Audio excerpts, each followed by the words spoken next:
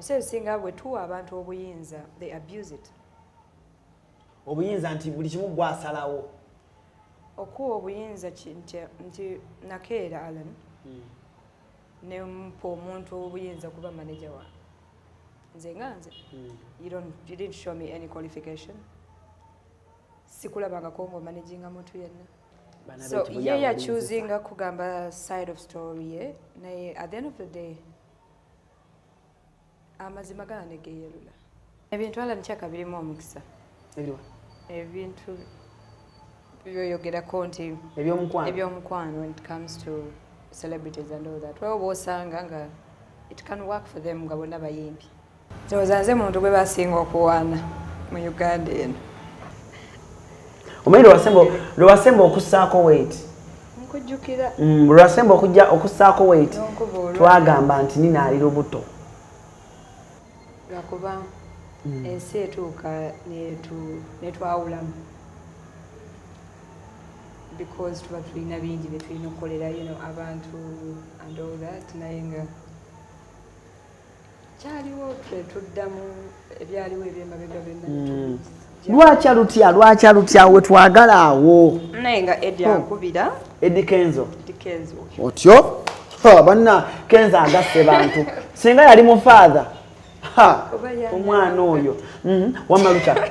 Kenzo ngakubira. Ngakubira byaye nga ngamba kati ogwokubira ndaba Eddie akubira ninga kangendeyo. So when agenda ate nesanga abayimbi ab'amaanyi biki. Shiba nani yali asinga obbawulaawo.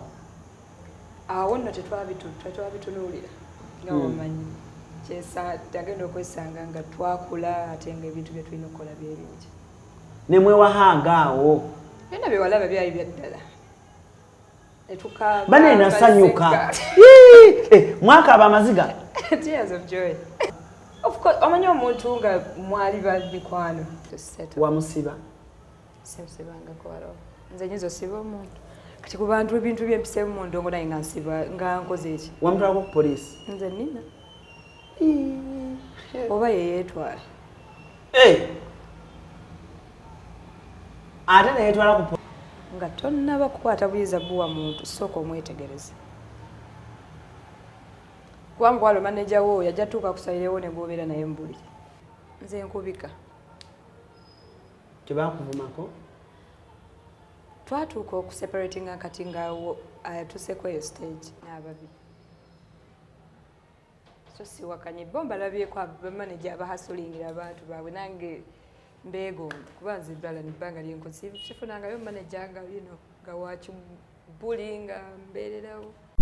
Wano ku Hasi Beauty Parlor tuli bakafulu mu kulabirira n'okuyooyoota ensusu tukola facial ne tukupepeta ka feesi ne kawawera nga baby. Tusiba n'okukola enviiri mu buli musono songa mu kukola pedicure ne manicure tuwekansa tusala enviiri mu buli musono ate bwe kituuka mu kukola makeup tetumanyiyo mulala. Tuli muyenga ku Tank Hill Road okuliraana Italian Supermarket mu basement. Essimu tuli ku noti 72 682 953. Teweerabira saluuni egenda okujjayo bulungi bwo n'ekitiibwa kyo ye Hasi Beauty Parlor, a world of beauty. Esimu kasiakano kankwanjulye mami gadgets abakola emiramu education gadgets zonna mu Uganda balina tablets z'abaana zonna mu bikanga Samsung, Apple, Origimo ate nga balina n'esina keyboard. Balina ebimotoka by'abaana, ebimundu, essaawa, bags z'abaana, bottles container ng'ogasseko ne building blocks. Balina headsets z'abaana, balina smart watch zonna ate nga ziri Origino. Balina wireless charger ate nga basisinkanibwa wali ku Pioneer Mall edduka li PA11 ate ng'osobola bakubira ku 0703696904. Gambye ekikwasagana ne education gadgets zonna oyina kwekwata mami gadgets kubanga yasinga. Kale mbaniriza nnyo ku mukutu Cruise Exclusive Allen Cruise gemanya nyongero banirizaako yona gye musinzidde okubanga ate oba oli awo mutulabira mwebale nnyo mwebayire ddala abantu mwenna gye musinzira okuba nga mutulabira Canada, America, London, Saudi Arabia, Dubai, Abu Dhabi, mwenna Middle East, Qatar, mwenna Oman, mwenna South Africa, mwenna gye musinzira okuba nga mutulabira ne wano ewaffe Uganda ne West Africa, Rwanda, Kenya, Tanzania, mwenna banna Uganda mwebale nnyo mwebayire ddala naffe oba oli awo tujja kukola ekyo kye tulabanga tubaweereza ne kibanyumira ate tetujja kukomaoko n'okubasanyusa kale olunaku olwaleero ku show tuli wano ku Landstar Hotel wetusinzidde nga mumanyi ge maka gaffe wensinzire okuba nga mbaweereza but this time round tutudde muzimu ku rooms munda kuba interview tukikoze kiro so light ebadde eweddeyo naye ne tusalawo ne tugamba nedda tetujja bali azaamaanya tulina osigala nga ate tubaweereza bulungi nnyo. Today on the show I'm hosting the beautiful Kankunda, very beautiful, a very humble soul. Nina, can you fight? Yeah.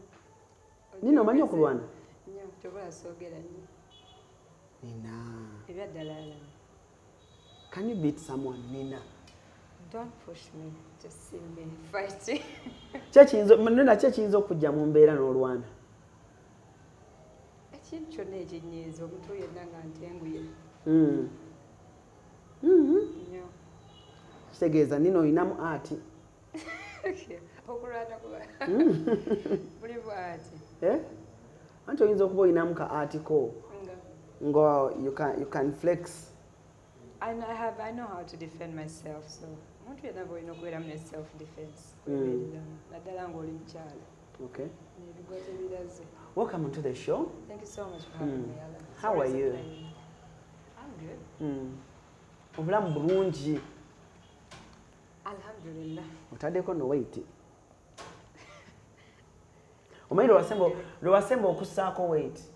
Nkujjukira. Lwasemba okussaako weight. Twagamba nti Nina ali lubuto. Nkujjukira bulungi ng'okisala nga Andrea. Are you pregnant again?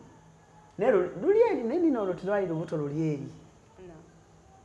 Kati omuntu bw'oba oli mu withdrawal effects za drugs, waliwo reaction ejja bebeera babita batya excessive gain, body gain eyo ogejja bw'oba nga owithdrawinze.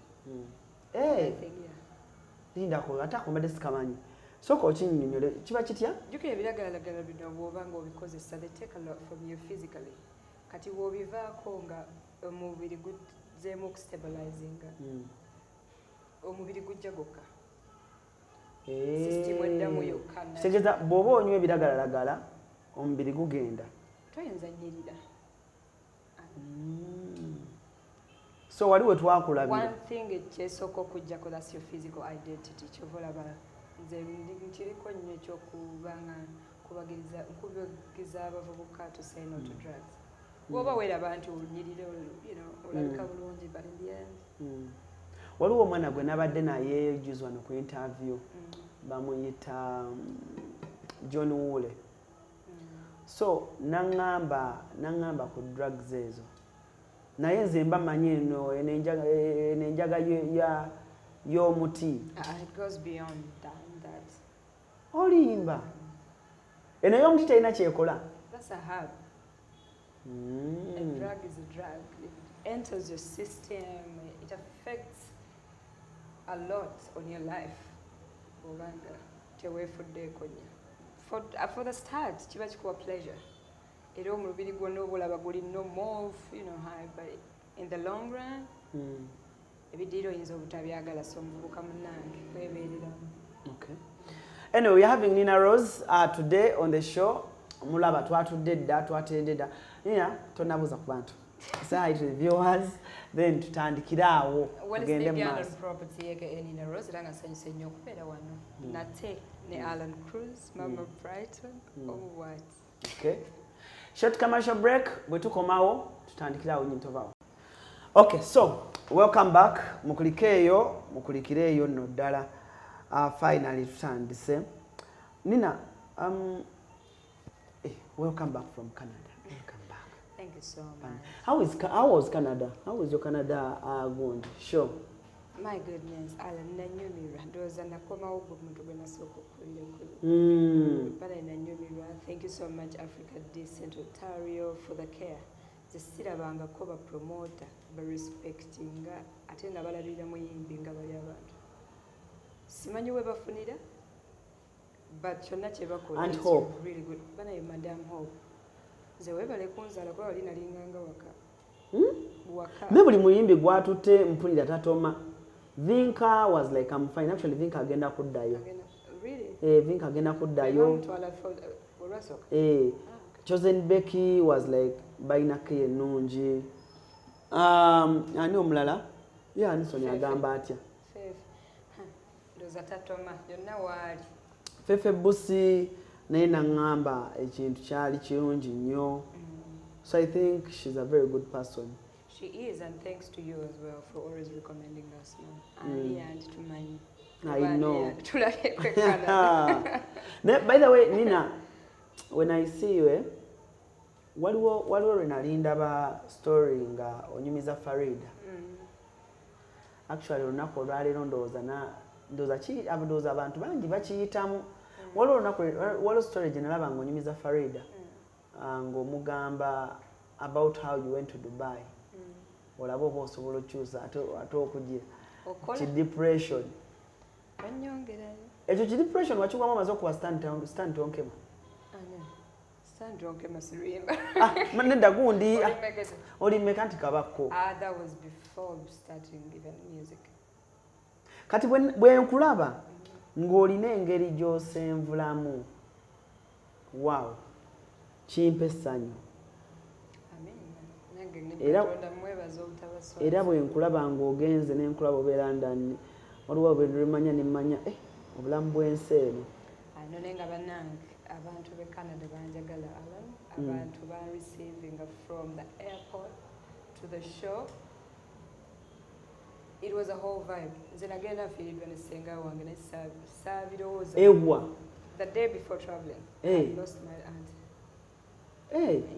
And Madam Hope namugamba like I was sorry but I couldn't stay behind because I not performing a weekend. But bebale kunjagala ko omukwano gwe bandaga gwannazaako ennaku yonna. I really want to go back, Alan. I wish we could go back together. I know. Was it your first time in Canada? Yeah, sure. How was the experience? Apart from performing? Memorable. Kugambe omukazi yakola buli kimu. I went to Niagara Falls where you see US straight with your eyes. There's a lot. They took us to a very beautiful restaurant. Ngemmere osobola okugirya naawe ne waba ovudde, you know, mu Uganda yaffe ng'eno naye nze siri nnyo omuntu wa mmere y'abazungu. Yabambye omukyala ng'afaayo, you know. All in all, it's a plus for me. I really want to come back. Omuntu akuwa ne balance nga tonna performing. Oli obulabe okuba promoter. Nako balance nga tonna performing. Nga tonna va Kampala. Yajipa a day before the show. Yamba balance wanga a day before the show. Ate nankolera ne shopping on happy. Aunt Hope ebintu nga obikola masavu. Bintu byebirabika bya mulembe nnyo bambi Aunt Hope. Mukwano gwange, she's a very good friend of mine. She's my tribe mate. Tukolagana bulungi nnyo. And big up. Nawe webali nnyo kuba ate n'ogendo. Manyi waliwo oluusi lwowaloowa omuntu n'akuswaza promoter nakwena gamba ate omwana alemedde mu hoteri ate akoze atya. But thank you so much. Nze kye nalabye abayimbi naffe tulina okufaayo nnyo okurespectinga abapromota ab'ebulaaya kuba oba obanguyiza nabo okubaako kye bakolera naye weeteekamu kino ekibuli oyinza okwesubya bingi. Nze wennatuuka wali nafuuka mwana nga ndaga sirina wadde na shopping mbadde sirina wadde ki olaba abikola naturally. You know, so I think we really need to respect. When did you last perform in Dubai? That was before the lockdown. Nino oludde ogendako e Dubai. Like that. No. Kubanga nnyinza okubira promoter ne mugamba waayi nina premieringira video yange ya Wanji ne DJ Ramoyo. Byadda dda. I think before twali twakavaamu COVID. Ate no baka bayite bannaggula nawo. Abali baguddewo ndo. Bali baguddewo. But that was 2022 ndo. 2021. Kisoboka. Oludde ogende Dubai. Ate wali togenze performing, right? Si ekyali kikututte mainly. nali ngenze ku kiringa byange naye muna edijirwa oyo omusajja tukuze naye nanga atoyinza kujja just kiringa let's premiere the video because in that time era muna alina akateera wanje kati ngamba lekebere video premiere but I performed and I had a good time as well. One thing for sure, I miss performing in Dubai. Okay. How is your music career so far of late?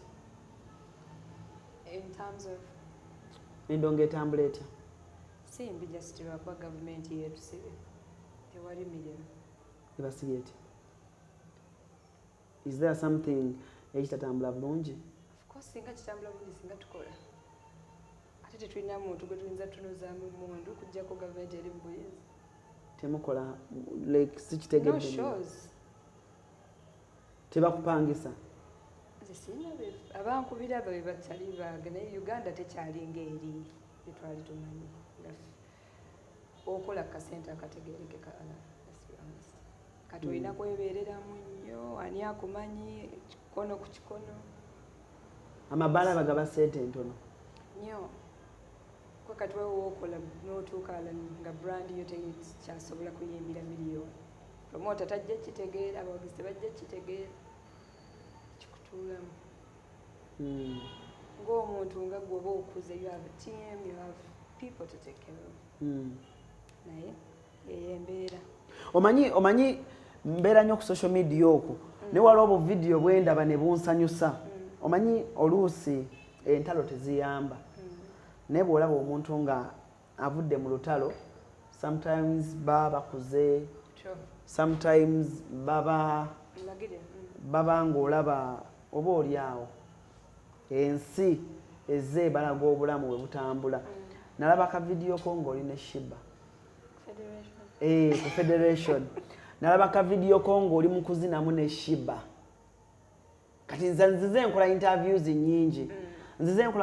nyingi ng'ogamba bannange oba Shiba namukola ki sina kinamukola bla bla bla. Nene ngamba Nina bw'alijja ndi mubuuza Nina olwo olunaku oba mwajjawo mutya olukuubagano obwo koza aka video bwe twakalaba buli omu yagamba wow finally Nina and Shiba bali wamu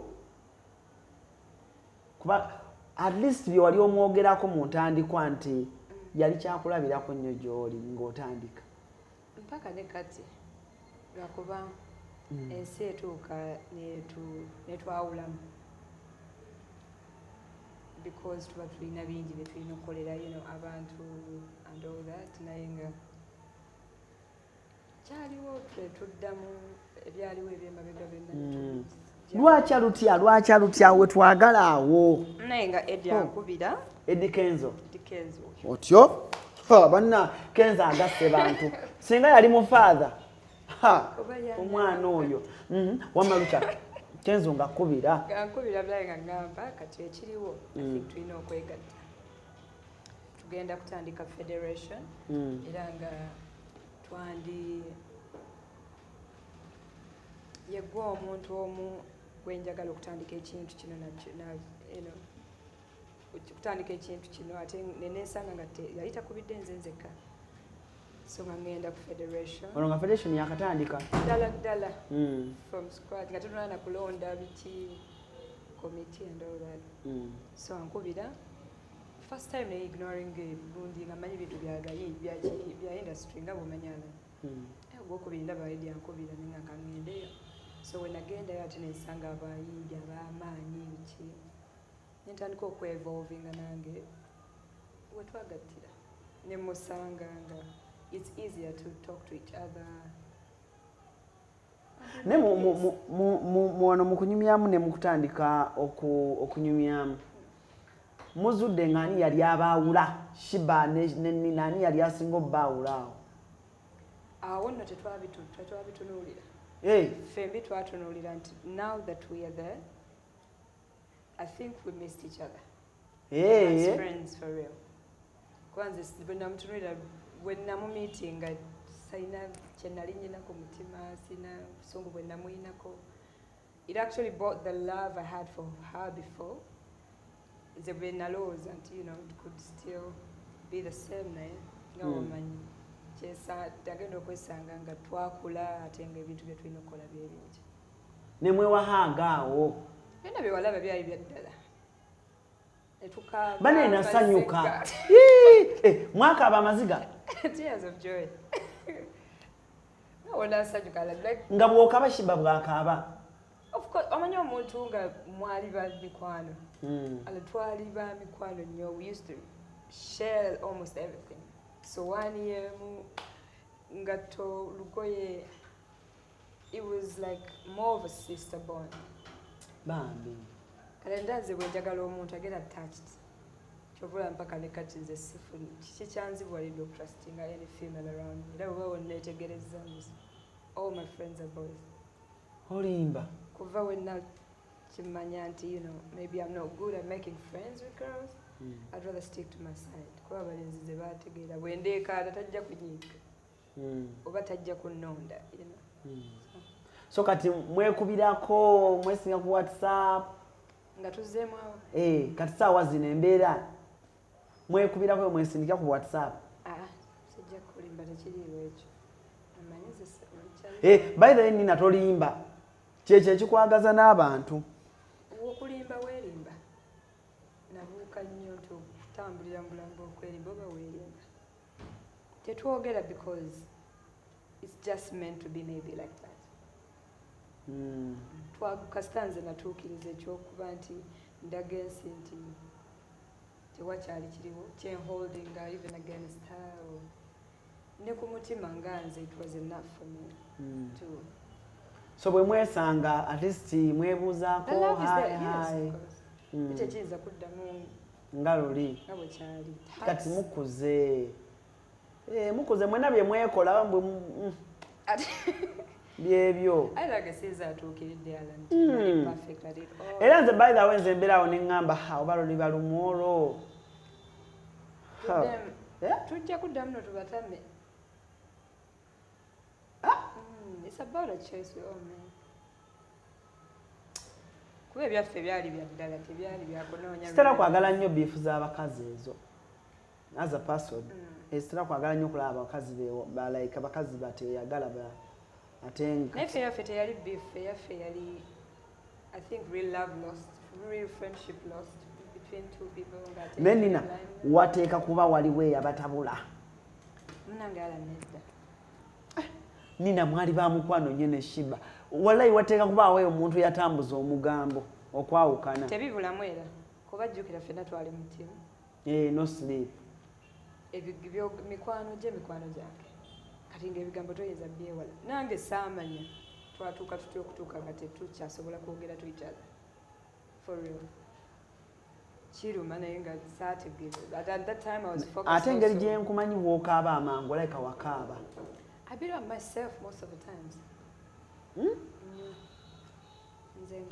I think omukwano gwo okusatulwana ne Shiba like wakaaba kuba nino oyagala nnyo nino olina nnyo omukwano nze nagola mbaire enzo okwawukana kwe kwankosa nnyo okwawukana naye kwankosa nnyo nti nate kwannyamba tikwanjigiriza ebintu bingi kwankosa kutya nti yemukwano yekka gwe nali nyina gwe nali free naye nga tusobola okukola anything kati wano nga ntandika career it was hard for me to trust someone else ng'agenda kunjagala nga nina so nga si kino kye even your first song mu studio biki Shiba was there? Yeah, she came. Sure. Yajja ne Mariam ne ku video shoot oli mmekete twali shooting irawe kamoja yaliwo yajja nabeerawo katono n'agenda then nebijjanga bikyuka naye omuntu yenna yateeka omugambo wakati wa Nina ne Shiba wallahi oli mubi nnyo kubanga twali tubasiimye bane nga mulinga balongo nga mufaanagana munga vibe nga nnungi kati byakusika muguwa era nze by the way nabalaba mu kavidiyo ako nakaddamu emirundi egiwera nenketegereza ndabe waliwo photoshop abaana balinaku zino nga balina AI waliwo AI gye bakozesejja wallahi nga tewali. It was genuine. Wajeko kamera ezo ffenna tumanye ekyatuli ku mutima nze amaziga sisobola gafeekinga basusiza tinjagala bawulyako mu luyimba lumu. I think abawagizi bakisabidde mu myaka gyonna naye ke tuli kikola temunyumya zi remixes zammwe ezo tugenda bakubeedo. Remix ki? Yoyo kankunda. Temunyumya remix? Tunaabiraba. It will be worth it. Banaye ndwagala. Timing yokka yo. Njagala okulya ku luyimba lwa Shiba nga alina ennina. Nategeeje mukyagadde nnyo ate mune tuyinza odukola ne lutanyuma manye kituba okyesunga. Sha eri ennyimba ezimu ze nali neesunga naye sizo saazifuna. Nze ndowooza it is okay also for females to be just friends. Ne bwe muta collaborating. Sometimes waliwo ebinyuma. Sometimes waliwo nga byo bya mpaka. Katokimanyi kolabo ya Rihanna teyinza nnyuma ne ya Beyonce. Tebiyinza nnyuma nze bwe ndowooza. However good they are. Nini okoze n'abakazi bameka? Omuyeka. Ani? I think babiri yali omu Serena Butter, Abitex oyo yali project ya Abitex. Then waliwo n'omukyala yali met sagala kuddayo awo. Yali ki? Yali mukwano gwange bamuyita Jojo One. Omumanyi akuba gospel. Okay, yali metro wange mukyala mukwano. Yeah. Bana ate yali metroni yafundikira yeye gundi. Bana mulaki temweddako. Munna akuyise ku mukolo gwe obeere metroni ate alabika yagira. Twakola bukozi luyimba. Mwayawukana ki ekyabaawukanya? Tukyali ntaazi. Tetusakwawukana. Just badde nkugamba bakazi bonna akakolako nabo kukola. Ogambye ate tetukyakwatagana. Tekansanyiridde. Omunaku omukolo gwe n'obeera metroni ate n'omala n'omu. Tetusalala. Omukyala tukyali ffenna. Just omu ku balina omukisa nti benna akakolako nabo. Mutumireko. Jojo One. I love you so much. Mukubire nako. Actually yakakomawo. Yabaddewa. Yadde bwe. Yagala tushutinga oluyimba lwaffe lwa gospel. Abayaye temutandika mbu ate nazze mu kkuba gospel. Ndongo tukyaleeta bantu bangi. Ina abaana bangi benkobe ndi mukola nabo. Tumulemu katono wama tukomewo. Tovaawo. Tukyeyongerayo bannange n'emboozi yange n'ennalo. Omanyi tulwawo okweraba n'ennino ono. Naye bwe mulabako. Ekibeera awo bannange. Kirala. Banaye ogenze n'oyogera ku metroni wo. Neŋŋamba bannange. Okimanyi kati singa nnalo tulinga mu myaka ng'emeka kati anniversary. Naye nnalo abantu be baleeta obuzibu. Bigambo na kamera na bannamawulire ebyo bannamawulire bannaye nga bwakutunuzaamu kamera. Ate kyo mbamanyi kye mbayise. Naye kyemmanyi siri muntu akkiririza nnyo mu bigambo. Byonna bye mwayogera mbiyinza otuuka ne bibasala. Olimba. Siyinza kiteeka nnyo ku bantu nti bye baatwawula. Kuba manyi ebigambo byabwe tebirina maanyi. Katonda ye nga yagasse ekintu kye. Muganda wange teryasobola kyawula ekyo nange nkimanyi. Kati byonna mubyogere naye temumanyi. Tomanya. Naye kiki kyaleeta obuzibu? Tetuyinza kuddayo mabega kibanga. By the way, how is your relationship with a daddy of late? So good. Daddy Andre? One thing changes Nina, you've smiled like no Teresa ne Karingiko. Nina, nze nkumanyi. Nina, oyina engeri gye nkubuuziza n'ontunira bw'o. Good. byonna tubyogere. GNS Plaza kyekizimbe kati okutambulira zi business kiri ku Old Kampala mu maaso g'omuzikiti gwa Gaddafi kuliko amaduuka ne supermarket omuli kalonda yenna gwe weetaaga gattako space wosobola okuteeka ofiisi ekika kyonna. Tulinako hoteri amatiribona eya GNS Hotel era nga buli asulayo spa, steam bath, sauna ne massage kw'ossa aerobics byonna afuna bya bwereere. Tulina conference hall omuli screens zigaggadde ne projector kale mu abalina meeting z'embaga n'emikolo egy'enjawulo mw'omuludde ekifo kigazi bulungi bulungi ate nga n'ebyentambula byangu ddala anti tuli ku kkubo tulina paakingi ngazi mu basement ne lift ekwanguyiza obulamu n'owano kusumbukana n'amadaala ku GNS Plaza kuliko ne woofiisi za URA gwe wenna ayagala okusasula omusolo luba lutemya lwa liiso essimu wandiika noti 772 976 628 oba noti 7 noti 6 7 noti emu noti nagamye nga sinolekera sinema bano babayise ba OHC Organic Health Cafe nkugambye kati be bakabaka mu kujjanjaba endwadde zonna ate nga bakozesa eddagala lyaffe ery'obutonde ekisookera ddala basooka kukebera ne bamanya ddagala kiri obwetaaga ne bw'oba ng'oyagala kusala mugejjo oba ng'olinamu ebizimbe bikusumbwa mu lubuto olinamu stress oba lususu olinamu okulumizibwa mu lubuto munda oba olina kandida nkugee bakujjanjaba basooka kukebera oba olina sukaali oba olina mugaba oba oyagala kusala ku mugejjo amazima gali nti ensonga zonna OHC Organic Health Cafe basangibwa Kiwatule ku Pharmatic Mall mazima gali nti ensonga eno bagimanyi era nga bakifa bakula bulunyo kamala namba z'essimu kwe ziri bakubireko ogene maaso n'okuyambibwa. One thing you're forgetting, before everything, Yes. Andrew was my friend. Andrew was my friend. Kati gwe omumanyi nze nkubuulira amagala waawo. So byonna omuntu ng'omuwulira ng'agamba nti omuntu describing omuntu n'agamba Andrew nze kati mumanyi oyo omuntu omulaba baba amukwano bwati ffe tumuyita Andre kati omuntu bw'agamba Andrew ate ng'aliwo Mr. Andrew. Oh my God. Okay. Really amazing. Okay. Yeah. Can I say Andrew? Yeah. No, Andrew is better actually. The way you pronounced it, I'm grateful. you guys are meant to be. I'm really grateful for the friendship we have because without it, abantu bakwanga tetuli ba mikwano. Tetwandisobodde na kuddamu kukolagana nga wadde relationship eweddeko. Weddewo. Era abavubuka bannayefuba nnyo okukola nnyo omukwano n'omuntu gw'oyagala musooke mube ba mikwano. Because bino ebirala byonna it's temporary. It comes and it can go. It's the minute.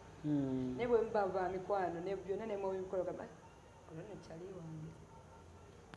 Nze njalina ekintu kyenja. Ndalaba abantu abanyigira dreams bayayogera nnyo. I didn't say anything. It could say worse. I know. Yeah, than what he said, yeah?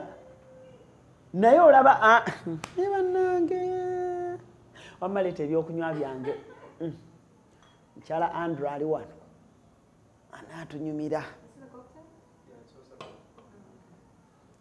Same as this one. Oba kano kaki? Mulimu wako. Mulimu wako. Mukwano bwe ddambulira ebintu sibitegeera obudde ondaba kabi. Nyeenya akaseke. Zokojjeko. Okay, so tukyeyongerayo mpola mpola tujja kamala ka interview tuwummulamu bwe tukomawo lazima kajja kuggwa. So Nina temugenda tuyimbira yadde akayimba muludde.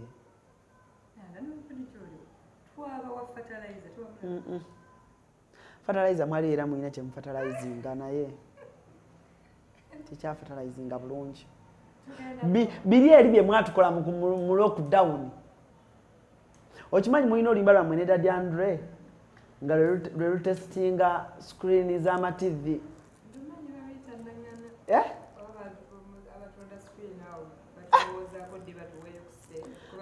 Bannange luli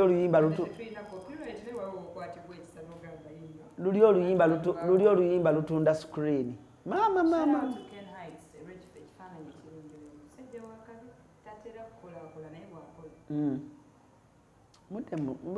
Njagala muddemu mutukuba ebiri bye mwatukuba mu lockdown. Ndereya. Ndereya mukwano gwange naye obuzibu Ndereya. Awo aba agenda kuntwala mu lecture ya ssaawa nga 2 awo. Nga tuli awo annyonnyola music.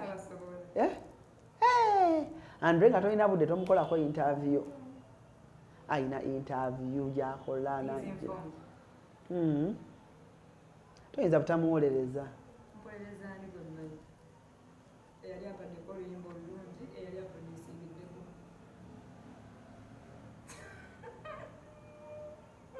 ate nina okimanyi bw'oyagala oyagalira ddala naye toddangamu kugwa mulaavu walizeemu ogwa mulaavu kati oli mulaavu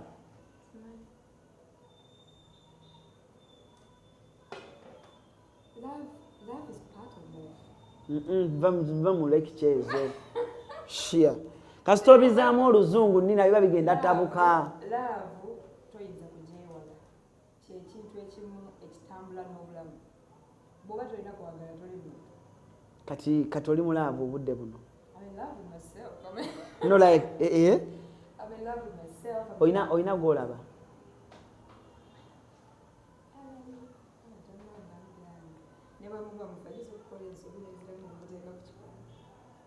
ku billboard ate gwe okimanyi gwe wabireeta n'otugamba njagala kumusaako billboard kipa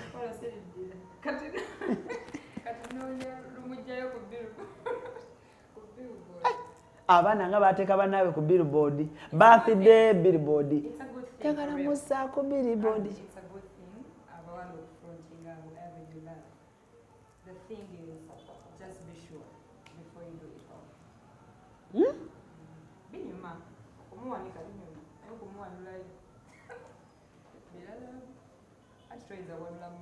naye nina nedda era olaba omuntu nga wa billboard aba wa billboard era ojja kuddamu lwakuba nti kati ono gw'oyagala obudde buno tannatuprovinga nnyo tannabikola bulungi masavu ffe nga abavootinga nze nina nkumanyi ng'obudde mulaavu era anko wamma tereera just tereezaamu butereeza yali anko nino oli mulaavu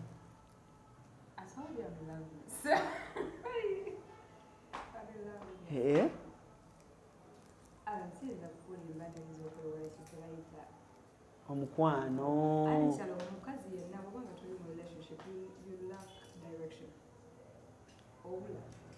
Alan, having too much power in your hands as a woman, it's very dangerous. Mostly when you don't have abantu abakuli kubalinga batuufu obula jukira oba omanyi oba omanyi olina so n'ebibi newoba okola ensobi bw'oba olaba okola kituufu. Having too much power in your hands as a youth is really dangerous. That's why you see us around we end up, making wrong choices. Go lava, omukwano just lwakuba abasajja tebasiima nina kati nina omuntu akumenya atya omutima like seriously aba ali kuki nange nagwemanya okupapa okolotya okimanyi sagala nnyo by the way tukube kitunulire one side nange saali perfect nedda eriyo bambi omuwala gwolaba bambi n'ogamba bambi innocent girl bambi nga just olabye bulabi innocent girl omanyi byakola lwoba wali wangambye mutandikwa nti olwana olabika oyasayasa ebikopo n'amasowaani ng'onyiize ndi muntu wa mirembe naye tontambaala so can't cutting like that. I'll go all the way. If you want to fuck with me, I'll go all the way. Netolwana na musajja nina bajja kukuba bakutte. Era sisobola naye tusobola okulwana entalo endala. Singa osanga omuwala ne bbaawo musobola olwana oba ebyo tebikulwanya. Mungu akyansaasidde sikirabangako naye bwe nkirowoozaako tekiyinza kuba kirungi era ate sikuba muwala nkuba ggwe okubaani nze nziruka emisinde ate awo bakawadiira kyekimpangazizza really nze munange omusajja olina okugoba basajja twekubira ewaka biba birala oba ojja kyusa timing ozize mu birala naye wali buweerawo naye noddamu amagezi manya abasajja namwe mumanyi okwesiriwaza you need temutuukiridde oba weetaagayo omuntu okukulaga naye okimanyi kati kyemmanyi abantu kale bakyebuuza nnyo abantu balowooza abantu abo baba balowooza abayimbi bagangsta abayimbi balina emitima egyakaluba abayimbi tebabamenya mitima abayimbi yasobola otunula n'amanya nti oyo omusajja muyaaye kuba bamanya abayaaye namwe mugwa mubafere fe abasinga obbagwamu abafere balaavu nkutidde bajjanga bayimbi bannamwe oba bajjanga bacorporate beefuula kyonna kati ffe tuli ku bulabe ennyo nti kizibu okufuna oyinza omala emyaka gyonna nga tofunye muntu akwagala nga gwo lwakyoli nga yagala kyalaba ku TV are you sure nga bw'okibulekeraawo kimulaga bikyukamu ate ako kapya koŋŋambye most people who come abayimbi us, abawala nga muli ku buzibu most people who do what most men who come to us they are in love with what they see on TV not who we really are truly are kati nze bw'ojjanga obbamirako oli owa TV oyinza obutanyumirwa ono nina kuba ate nina biralamu aliwa ono nina nga sinina rose biralamu kankunda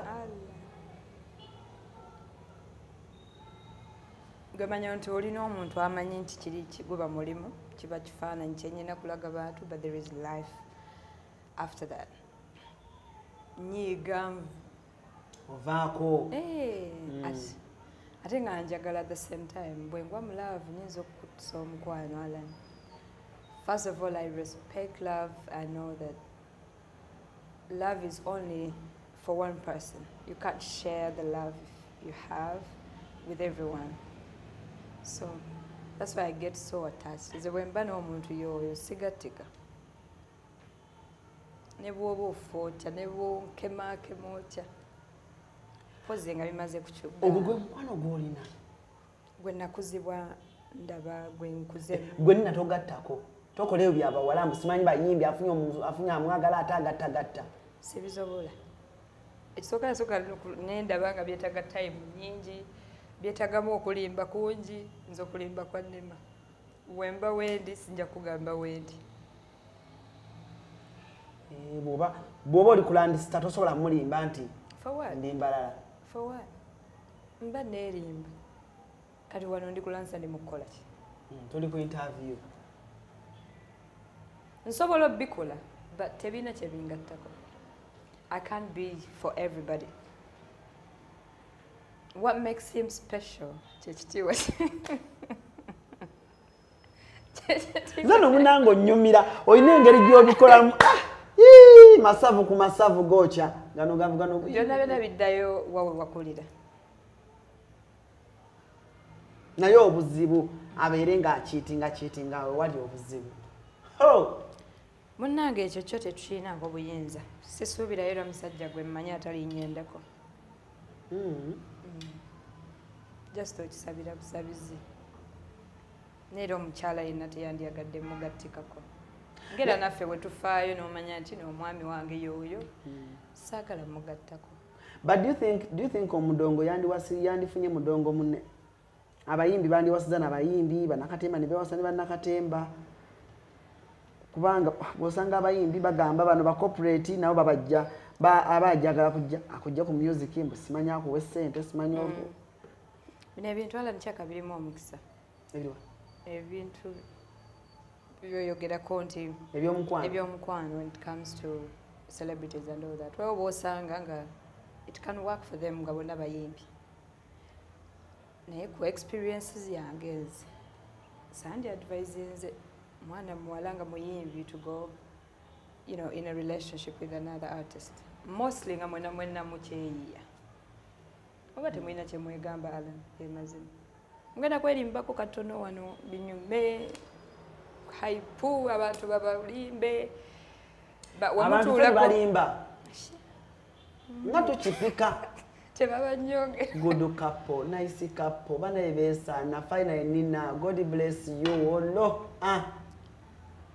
Nze muntu gwe basinga okuwaana mu Uganda eno. Nga bwe kubye nga bwe tuuse gye ndaga. Ofunye omaze. Wala inaffe twali tumanyi ofunye omaze naye maama. Finally bakukomyawo. Edewa. Wena wonsanga. Mu single life. Twankubira katale ne batandika konsombo wasiri single. Toli. Sekeza nina bwova wano ina gyogenda okunyiga emmere. Nkwano. Yanyigiddwa dda saawa 2 ng'onyiga mmere. Ebe bino ko yanyigiddwa dda kuko bina 2 awo. Nina njagala nkyaleko ewuwo. Nene naze nkyanza sina lugambo. Obanya emirundi gye kuyise tufumbe. That's what I do. Like outings zange njagala nnyo okufubeera n'abantu ewaka nga tufumba. Ze zinyumira. Mpita nina. Nye njagala nga habi gyali. Sijja. Esi mukasya kano kankwanjulira emamiga gy'ekisi abakulembera mu education gadgets zonna mu Uganda balina tablets z'abaana zonna mu bika nga Samsung, Apple, Origimo ate nga balina n'esiina keyboard. Balina ebimotoka by'abaana, ebimundu, essaawa, bags z'abaana, bottles, container ng'ogasseko ne building blocks. Balina headsets z'abaana, balina smart watch zonna ate nga ziri Origino, balina wireless charger ate nga basisinkanibwa wali ku Pioneer Mall edduka li PA11 ate ng'osobola bakubira ku 0703-69-69-04. Gambye ekikwasagana education gadgets zonna olina kwekwata Mami Gadgets kubanga yasinga.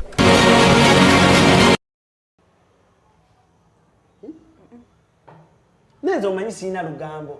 Nze kyendabye kikomaawo. Kasooka abikole byonna. Ongambye tannakuba. Neda tomundaga. Gwe tomundaga. Oyagala kulaba. Gwe Justin mpita buyisinga vibe eri awo.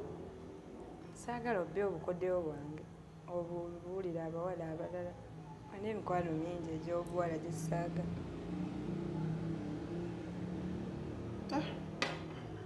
Kati ate bino bye twawulira binene ebirala. Naye nina nze bwe nkufuna oluusi mba na bingi eby'okukubuuza. Kisale mpulire. Nali mu katale ekibuyaawo. Waliwo abanyumiza nali ngenza okugula mmere eyo mu katale ekyo. Ala n'obeerawo? Mutungo. Ng'ogula kibuye bintu. Anti bwe mba nyinyuse wano ntera oyitako ekibuye mu mikwano gyange Aneti banne banguza ku mmere. Olugambo ya life. Mpulire. Kati ne baŋŋamba nina Rozi. Neni naawe nategeera nti oli mukambwe. Ne baŋŋamba nina Rozi balwanye ne manager we ne beetwala ku poliisi ne beesiba. Nengamba nina tasobola twali South Sudani. Nina nangamba ye ne manager we. Die and die. Sinza yakulaga noyo mvubuka. Era gwa mundaga twali tugenda South Sudan ne babitus. Actually do not pronounce. Mwali mwemanyi before mze yakulaga. Gwa mundaga. So mbandi ye ekibuye mu katale ntambula nga buli omwadde amubuuza waye na Rozi baya kwa ine manager agatuwe nga nache mani. Nenga nenkubira manager wo ngakaba amaziga. Ngakaba amaziga. Ngani amukubye. Nangamba kye wamutuusaako tekyali kyangu. N'omutwala ku poliisi gye muvudde yonna mu depression wa yonna nga muli babiri. Manager wo nina. Manager wo n'omuggyako n'emmotoka. Nembuze motoka yali yaani kati awo tebannyonnyola bulungi. Mpulira. Naye baŋŋambye emmotoka yali yaffe. Ffe mwemweffe. Kato kyalina manager. Kyekyabalwanya ne manager wo. Kuba nina nawuva naye nina oluusi onyiiga nnyo mangu. Obusungu buli kumpi. Ate mwali muwangadde. Nene baŋŋamba ate bwe nva mu katale ekibuye. Nengenda nange mba namawulire tugatemeeteme tulabe engeri gye tutereeza ebintu. Kirungi. Ne baŋŋamba ate nina agamba babukinga nga show sente nga tazifuna bulungi ennyimba biki ba producer tebasasula. natuka ekiseera ne ŋŋamba for God and my country buli omu afe ku kimukwatako mwabaki ne manager wo well kanji oba ntandike ntya about that buli kimu mu bulamu kibakola time frame nekiggwa ate endongo eno Alan nga toli mugumiikiriza ate nga toli mwetoowaze toyinza gimalako olimba ebiseera bisinga bwe tuwa abantu obuyinza they abuse it obuyinza nti buli kimu gwasalawo okuwa obuyinza nti nakeera Alan ne mpa omuntu obuyinza kuba manager wa nze nga nze you didn't show me any qualification sikulabangako ng'omanaginga muntu yenna it means I trust you so much with my career ndowooza abantu ekyo bwe bakifuna ate bakyabusinga because aba alaba tolina kyomugamba era tosobola kusalawo so ekirungi nti gwe omanyi Alan siri muntu muyombi kumanyi toli mu sikulaba baile nze sikulaba wentuukira okugamba nti nedda gwe manya nange nyina byonna kusinziira gwe yakugambako byayagala okuwulira it's so funny byonna bye yakugamba nali kibuye gye babimpeera ne bw'otagamba kibuye olimanyi kyaliiwo ekimanyi bulungi ze nagamba sisagala kulimba our fans are our number one people with all the truth so ye yachuzinga kugamba side of story ye naye at the end of the day amazima ganegeyelula era byayogera byatuuka ne abangamba etya naawe watuuka nga olaba tebikola makulu oba tebiringa ye bwabyogera paka bwe naleka everything to settle wamusiba simusibangako walawo nze nyiza osiba omuntu kati ku bantu ebintu byempiseemu mu ndongo naye nga nsiba nga nkoze eki wamutwalako ku poliisi nze nina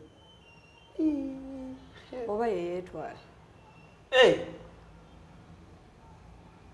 ate nayetwala ku poliisi kisoboka munaye sitwalangako omuntu waliwo poliisi yonna yonna gyoyinza okgendamu ne bagamba mbu nina yaleetako wano omuntu I mean if I can value myself to trust you that much what can make me lose ate awe neebuuliza abantu abamu balina okulowooza before they speak or talk because nze sirina kibi kye ngenda mwogerako one thing I'm grateful for showing to you when I just broke up with Andrew I needed someone to trust omuntu nga tali mu secular world nga ali fresh and nga ina mentality ndala ku bayimbi era when namusinkanira through Bishop Arnold nanze mmanyi kirala naye omuntu teyeba bitwala teyebikako yenna with time we got oba mwajjamu laavu mukwano bwe bityo endongo eno weebeerera funny munaye tukola n'abantu Alan nga balina their fucked up feelings that they don't even show n'atakugamba naye nga kutambulizaawo nkubuulira naye kunze omanyiza Sacha Brighton yakinyumizaako ekyo ekintu nti manager ajjanga manager ogenda manager atandika okugamba good night babe good night baby that's abuse of power kyendi njagala banaye abayimbi abakazi naffe twebeereremu nga tonnaba kukwata buyinza buwa muntu sooka omwetegereze kwangwalo manager wo yajja tuuka kusalirewo ne bw'obeera naye mbulire that's what's called abuse of power neyeerabira gwe yabumuwa tosobola okukeerabira n'obiyiwa kubeera nze omuntu gwe nakwata Alan ne mukulaga era nyina obuyinza twali South Sudan n'omulaga munnange kati bye yagamba era yabyogera kati tetuli wano which means he made a wrong move even of talking to you because yandijjukidde ono nina omuntu yamundagala lwakuba nti ye we babeera wali yeerabira bantu ekitegeeza bamanager bakyukira ddala tobanyongera but Alan let's give flowers to those who deserve them si bonna waliwo abali professional betulaba betwegomba naffe ba Swangs Avenue ba Jeff Chiwa abali about business nga it's not about malala na kola linnya kuba erinnya eryo yinza oddikola neritakugasa alina ebirungi bye yakola nnyo kyova sisobola nakusaavaayo nti oba mwogerako bansaba no bangi interviews bikiiko zalina bangi beyogera nabo nga bagamba different sides ebintu ebimenya nno Alan nze nakaabako I think last year mwaka oguwedde nga gugwako ku New Year's kwennyini I was driving ne parking awo Nsambya ku ddwaliro I was heading back home it was around 1:30 nga maliriza show yange anzikubye bwogo ne bakyali bange bonna maze okazolenga biki naye natuuka time nga ndaba buli kimu kikyuse taliiwo ne ngamba oh wow this is another phase in life as well I have to go solo again ngoli weka yeah nawo nga tetwogera wali motoka ngonga weka yeah angenda waka ntandika reflecting oyo nvubuka byampisiza tebyali byangu ate ze bwe ntuula wano ne nkugamba ebyange toyinza kwagala kuwulira bibi naye kyemmanyi ebyo tebitugasa right now tekirungi kiri nti nakola omulimu gwange bweba exposure nagimu bayiga bambi bana abawala baba bayiga yeah I broke down Alan nenkaba I'm like muganda wange yennyini omuntu gwempita muganda wange like kuba abantu ebigambo babisigaza ku lulimi just tebamanyi wali omwagala nnyo he was like a brother nzala bwe nkugamba nti nkuliyo biba bya ddala kyova nsobola okulinda wano ng'ompisa bwenta bine bwokola byonna sobola okukulinda kuba nkuliyo naye we bikyukamu naye wempisa oyinza obutalabawo but there is a lot he has done that did they abuse you? Well, I thank God he didn't physically abuse me, but no, like abusing sexually or biki bityo. No, he didn't. We are talking, but there is no worse abuse than. Teyakubako. Nze nkubika. Tebakuvumako. Twatuuka okuseparating akati nga ayatuuseko eyo stage. Ey'okuvuma. N'okumbogolera mu bantu. Kala ekyo kyekyasinga okutiisa ne bakyali banga bandabye nkolagana n'abantu abantaddemu ne ssente nga tewali yali ambogoleddeko naye nga bwe nkugambye I think it was abuse of power yatuuka time nga laba buli kimu asobola okukikola nezija nga ngatta ebintu nga nze omuntu nentuuka nendaba nga he needs time nga ye naye okusooka okumanya kyayagala maybe mu industry yana kuba Alan abaana bangi batulimu mu ndongo eno nga tetumanyi na birubirwa byabwe tetumanyi oba banyumirwa bunyumirwa oba banyumirwa okuba manager oba bali about being management because manager is not just bampita manager tongamba nti yali manager wange ng'asobola okuddaawo n'ayogera n'ebintu byetwakola. What's the role of a manager? Na wachichi wana Uganda chetulina betwita managers. Wana tulina ba promoter, tetulina ba manager. Ba manager batono. Olimba. Management is deep.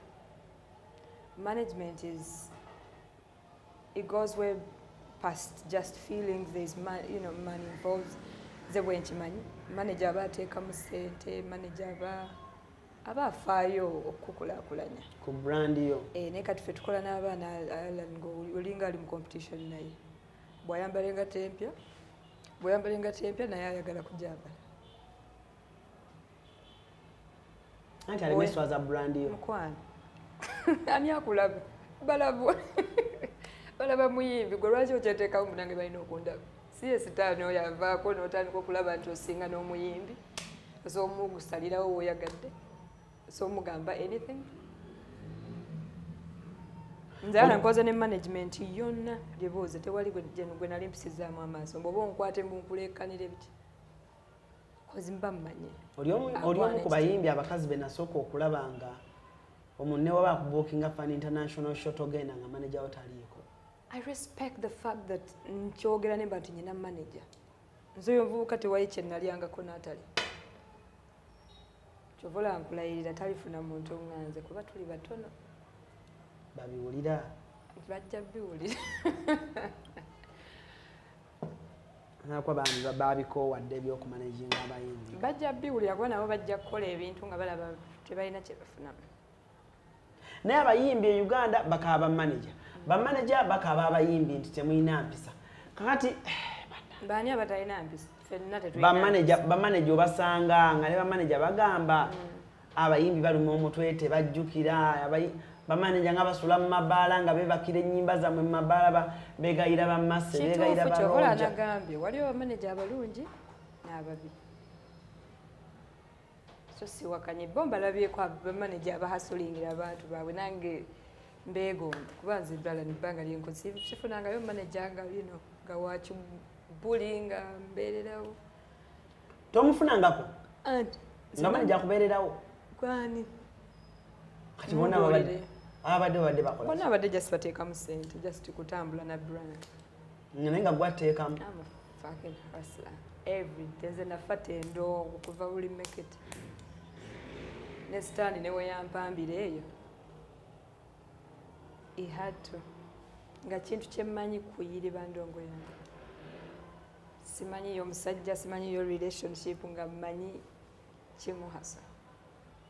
Olwolabyeko omuntu yenna nga bw'olaba nti oba amusagala kwogera amannya g'abantu ng'omuntu amuyirawo omubiri naye obamanyi nga they go all the way n'asula mu bbaala n'akola nze bakyali bange be babinkolera batabuzi promota be batandika endongo kuntambuliza endongo Kings Media. Nze nze okumanya by the wali naani ani yakundaga nina yali gundi Bush. Webali kaba Bush badabye nga sinayimba. Bambi Bushington nangamba Alan nayo wala bambi kayimba bulungi ne mugamba akaana kagadde dda. Kati no Bush oyo gola y'omu ku bantu benne gayirira banayenga bwe bamusanga Bush wakitoba manager wange. Lwaki kuba nali manyi nti ye muntu ammanyi before the glory agenda okuntegeera mood swings zange nga tagenda kunjajinga. Nino oli brand bambi etundika. Nze simanyi na lwaki. By the way, I don't know why. Oli brand etundika. Naye nga si mu Uganda muno. Tewakyali katale. Buli ayagala yajja. Buli ayagala yafa. Era si kuba nti nno nafuna etuma Uganda ne property singa lyakyuseemu. Wakoye bamanager be Uganda wakoye endongo ye Uganda. Byonna. Kuba n'endongo tetugifuna mukati. Tulwaniridde copyright tugenda kwejjako mitwembu copyright. Kyokka girina alyo tekyetaagisa na lunaku okugito. Nino okoye bubi nnyo naawe. Oba ogenda okuba ekyeyo. Nkimanyi yeyo frustration gye mwagala abayimbi tutuuka naye mulimba tetujja kugenda bweru kuba kwata mmondo kugenda mu lusuku tujja kugenda ensi yaffe lwaki mutugoba mu MC yaffe wano we tulina okwenyumiririzaamu tulina owulirira emirembe east west home is the best tulina kyongamba boy togenda ku kyeyo mube mubalamu temumbalamu anti gwe wakirozaako era kyali kya mwezi tekyali kya myaka ate sigambye nti abaliyo bakola bubi. Nze ekyeyo nakirozaako bambi. Mutolozaako n'omanya. Nange kyali kya mwezi. Alan kyeyo tekikubika. Ne ŋŋamba Alan Cruz zinga ebintu ddeeka. Era singa abaana bonna abali mu diaspora. Naye lumu nja kukomawo naye bannange respect to all people Bannayuganda abali ku kyeyo. Let's be honest, kiki kyewegomba ebweru? Kiki kyewegomba ebweru? Apart from bizimbe na ssente. Mukusooka baŋŋamba ssente nnyingi ne ŋŋendayo nga nzirabako naye ng'obunyogo butebusobola kukkiriza zikwata. Webale. ne parking ebintu byange nze simanyi emirembe gye mpulira mu nsi yange kyeyo kikyannemyemuko naye nkyanoonya amaanyi nkyaganoonya agagenda nkyaganoonya simanyi banagafuna after 10 years naye allono kaabe nga alina kyambalira amaanyi ago nga lwaki togateeka mu nsi yo n'obaako kyokola ddaana ogatwala mu nsi endala n'ofuuka mu olwo bigaana olaba bigaanira wano ewamwe bijja kukkiririza eri ewatali wamu nanti eri tufuna nnyingi nga zawamu let's be honest ozifuna naye expense yasinga nze mbaddeyokko I've interacted ne Canada we nagenze nakyaliddeko ba homeless abo we shared a word or two naye nga nze obulamu bwebweru sitagafulla toyagala omuntu ne bakozesa ngo atalina wamu alisiti owamma kuba akubumbako ogamba wange naye eri ate si ojja fumbirwa otubuleko obubuzi ku maaso ng'olina obufumbo bw'olimu ofumba zetwanyumiza abaana abafiira ebweru ne babonaabona naye bw'ofiira mu nsi yo alisiti omanya tolinawo otandikira by the way njagala kutumirako Kim promoted Dubai yaŋŋambe waliwo bannayuganda abasatu baafudde Dubai era njagala tubeeko kye tukola alamu tubasindikireko obuyambi baveeyo z'oluva wano kyenzirako nina omutima ogwo ogwa Uganda ogutafa byamuli tukijjukirirako olowooza bino bye tukola mu biraba amatu omulemu katono tukomewo temuvaawo by Alan tukyeyongerayo actually tuli mu kumaliriza program just wali kantu kade katunyo tuli mu kumaliriza program yaffe ne Nina tuli mu gwa mukaaga kyekiddako manager yagenda ye yagenda kyawedde nkyamuleta gye kyamutwala kati kyekiddako olina manager kati njagala kwefatira byange obanze nzije gwobaddewo naye manager birala management needs someone committed someone nze ngenda beera committed nkyanoonya sente nange nkyazinonya beera otya committed nze Nina ngenda beera committed ng'omukumakya ndowooza Nina in the evening kubira ba radio presenter kubira ba TV presenter kubira ba blogger binyuma it's the consistency and how we're going to keep up with that sabete twawukana lwaki bali bamikwana ebbanga lino nyinza okukyawa ng'ofuuse manager I think ekisinga okuleeta obuzibu abantu bajja n'ebiruubirirwa bingi ate nga naawe okyeyiiya tolina bw'omugamba nti naye bwa manager si bwangu balina busomerera ate n'abaana abeerimbika mu ndongo Nina obwa manager bw'abayimbi si bwangu nkimanyi yes waliwo abayimbi abaali bakozeeko ebibi ne si ffenna waliwo abayimbi nga tuli bangu omumanagingika nga just tunafuna bantu kati kyangu nnyo okuvuga emmotoka y'ekirooto kyo mu kika kyonna ku miwendo egisoboka ate ku kibanja mpola Success Motors tutunda emmotoka empya n'enkadde gulawo buguzi akawunti naffe n'emitwalo 5 zokka mujje wano tutunda emmotoka ku kibanja mpola jangu ogulirawo akawunti n'emitwalo 5 gwe munnayuganda yenna weevugira emmotoka osasulire emmotoka yo ku kibanja mpola naawe alina emmotoka ng'oyagala okukyusizaamu gireete tukuweemu endala Success Motors tusangibwa Kyambogo ku Jinja Road okumpi ne bondi ya Coin okulira na Pepsi-Cola n'ettabi eddala ekyaliwo jjala essimu noti 7 noti emu 2 noti 67 noti ne noti 784 993 2 noti 2 noti 7 noti 7 787 65 noti oba noti 781 8 8 Success Motors. Walk in, drive out. tonakola yadde concert at all ate tugyetaaga wadde ne EP oli ompuliddeko omusimanyi stage nga wano mujje muwuliremu omusimanyi nkubya non-stop ate nga hit kweziri ate nga tugyetaaga it has to be worth it era tejjaba yabwereere no kanzireyo by the kanzireyo kati ne revising ndabe alalusabye nenda managing na Rose ono tugenda tambula tutya kasita ngambye alwana bwanyiga nga nziruka enga kankubuze kati kunina Rose gwomanyi golowooza oyinza kumwongerako ki kabingi oge ng'oggyeko ssente kozi nze amanatis who does 360 buli kimu nkyekolera nze driver nze akuba essimu abeera mu ngoye literally I do everything waliwo akamu kootasobola naye ako nange nkesigazaayo nga manager nkesigazaayo nga manager bwe bansayininga nga nkajjayo nsabye enjotayo gisigaze empiti yo eyo gisigaze kakyako tokamanyi terina manager n'omwaka manyi naye nze neetegeeza okakozesa ku muyimbi gwe naafuna by the way nakakuulya ebimu ku birooto byange njagala nfuneyo omuyimbi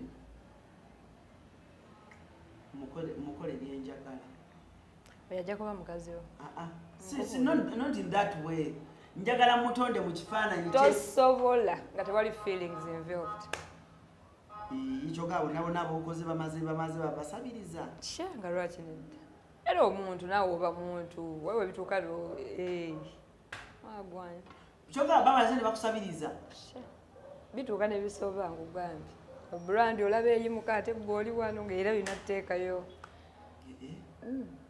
tinina soko gye twogeremu naye lwakubafe abamu tuli bayaye tubimanya nti kya butonde n'okibuusa amaaso nze ngenda managing omuyimbi nga buli kimu era abantu bajja kugamba ani ali emabega w'omuntu oyo nti amwagalako ki tewali kizibu akati akuyambi yakaŋŋambye ejuzi naŋŋamba kizibu managing omuyimbi omukazi ng'oli musajja n'otamusabiriza ne wooba gwe toyinza kuteekamu ssente mu muntu olabe omuntu omulala ajje amugyewo era wooba weeyagaliza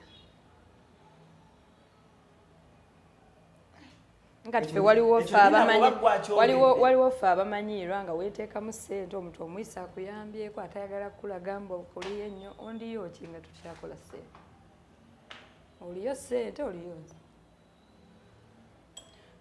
nina ekyo olaba gwakyogedde kirabika kituufu tebiriyo alanange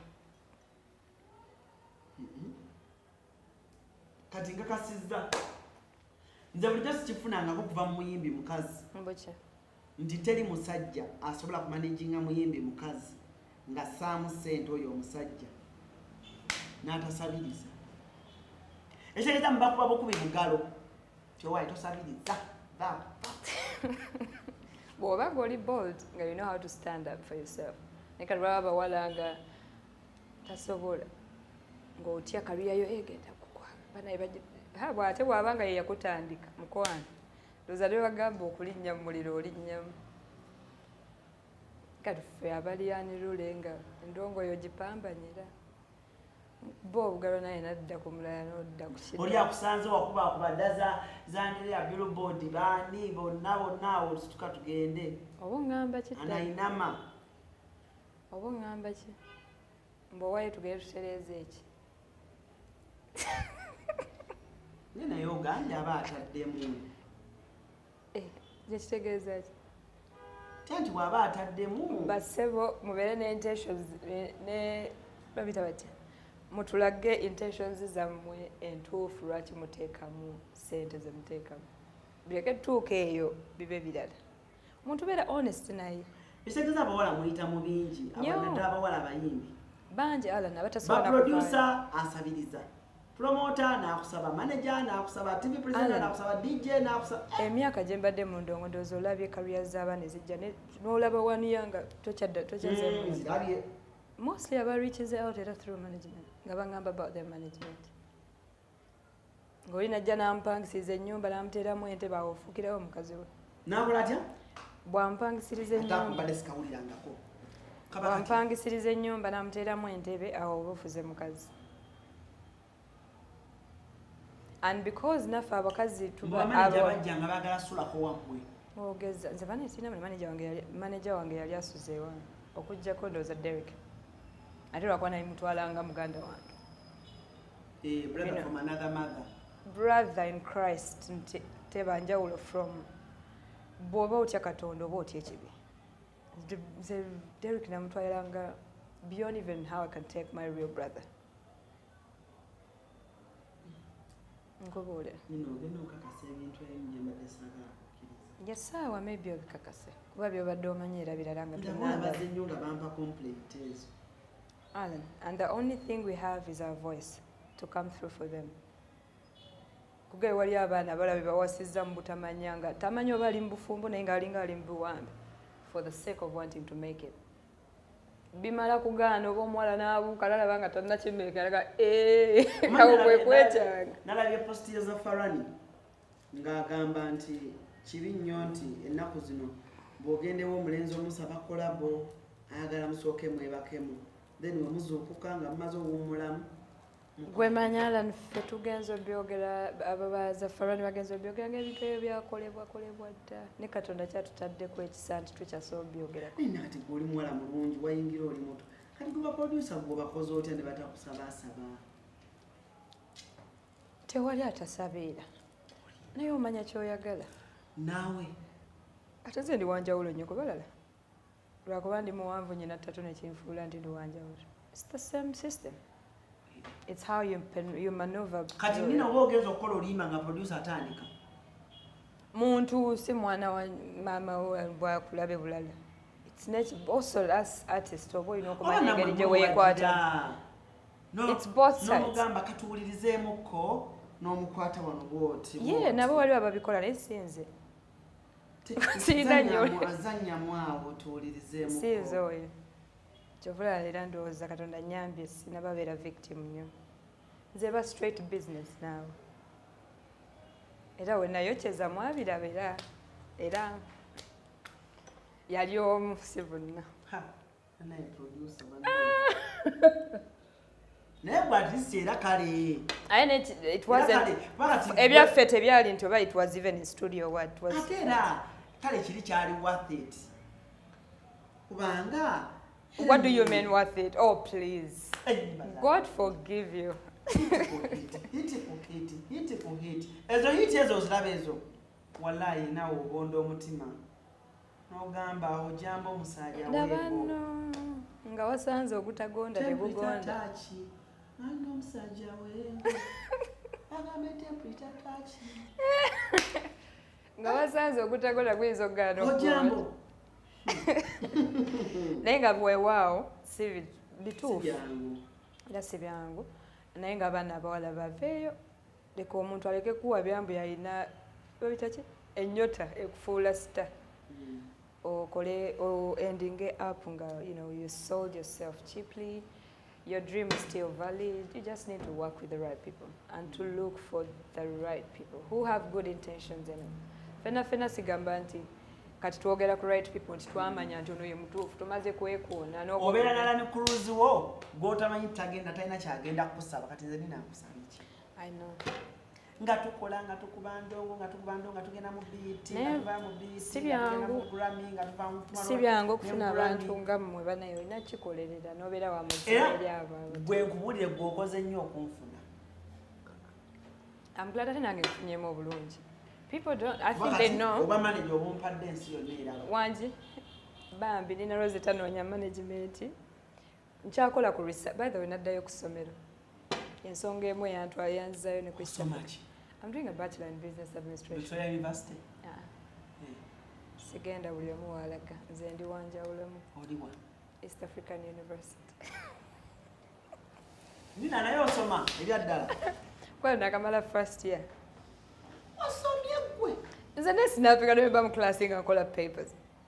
I'm not ashamed nti oba age eyinza okunswaza oba kikendi. At the end of the day, education. You're not even starting ate ogamba mbumbu oswala. Ate mbuzaayo emyaka emika ze 30.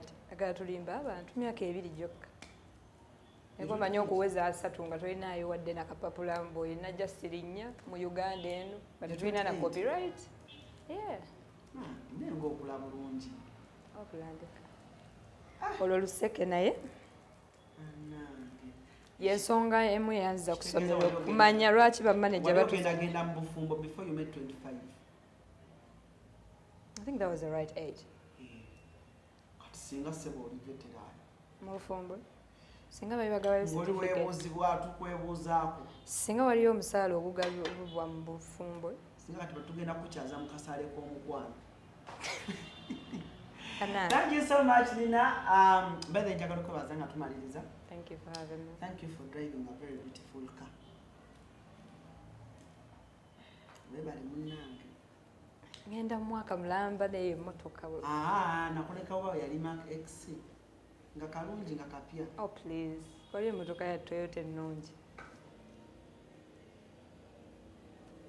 I think I'm obsessed with new. Nango okubiddemu.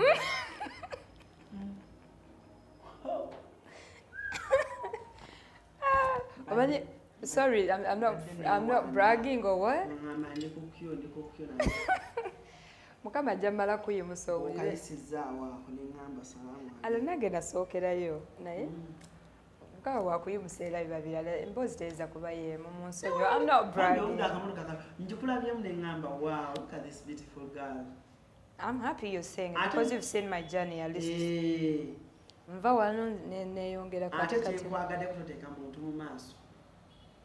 Tewalina muntu yali akutte steering eyo. Okuggyako omuntu wano. Katuveko mubulamu. Omuntu wo?